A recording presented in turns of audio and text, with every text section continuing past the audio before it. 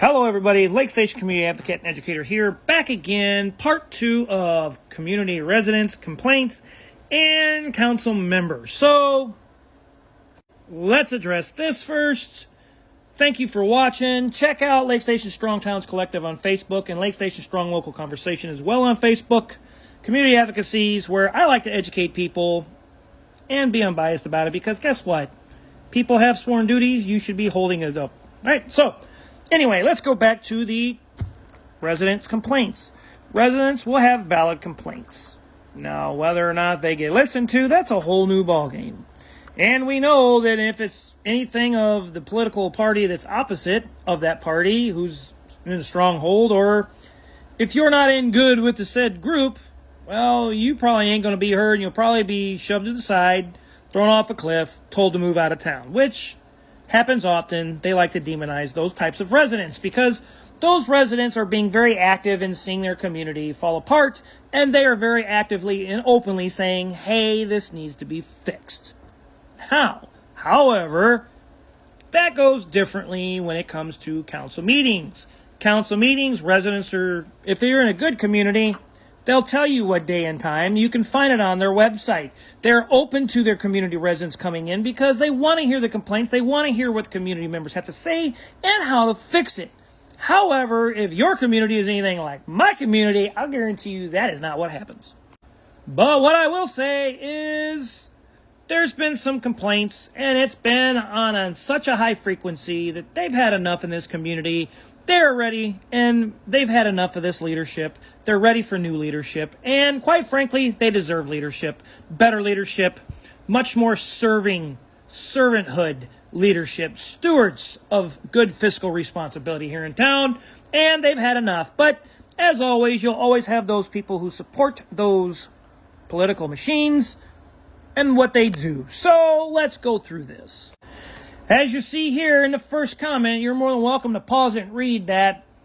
However, that is pretty much the dynamic. First, you have to find someone who will be on your side and willing to oppose them. Been trying, sent letters to council members and the mayor's office. And have you yet got a response? I'll back you on this of his wrongdoings. If enough to get us together, we might get something accomplished, right? So people are starting to wake up. They're starting to have enough. I agree something needs to change, right? You should get the news involved. Yes, these things are happening. Down here at the bottom, we get told this is where council meetings are very important. See, when residents start talking like this, when they start banding together, you start hearing talk like this. And when you start hearing that kind of talk, you start hearing and seeing things like, oh, you should attend a city council meeting. It's an important step. Well, when are they? When do those happen? When is the next one? Well, that's funny because in our town, you can't click on our city's hyperlink and get the actual said times and days of our meetings in town. Those hyperlinks and that website should be working, and they don't. You can't find anything on a city website because it doesn't work. And it don't work because they don't want you involved at a council meeting. And how do we know that? Well, it's been known that for quite some time in our community. And what they do sometimes is they will actually tag code enforcement and say, hey man, get involved, pay attention. What happens is anybody who's making a complaint, here's what they do. That code enforcer will send someone over to go find the violations in that person's yard.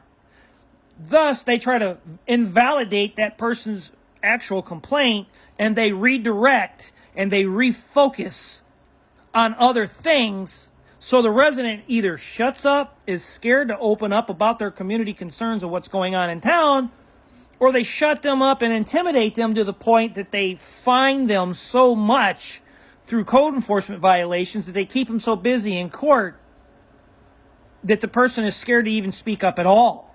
And quite frankly, that's a bad dynamic, and that shouldn't be happening. But you can't tell these kinds of people because they crave power. It's such a political, powerful machine that they're destroying themselves, and it's kind of fun to watch in a way.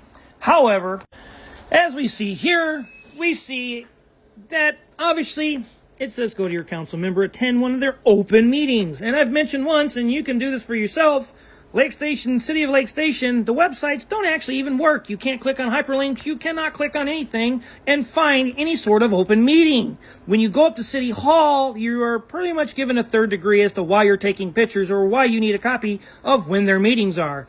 But, and again, you will find I like this advice. However, this is coming from an actual seated council member, and look at what they give here. The council members have no authority over anyone, absolute no executive power. Let me break that down.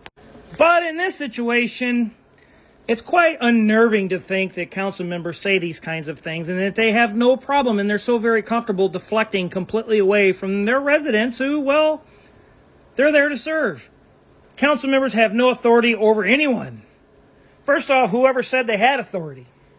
Secondly, it is your duties, your sworn duties, to the residents to uphold your job for them. Remember that.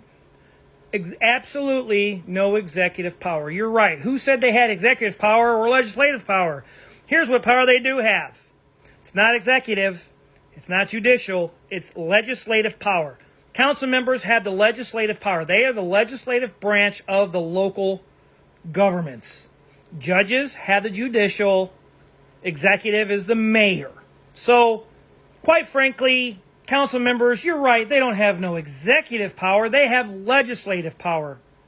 And here's some of the things that they oversee.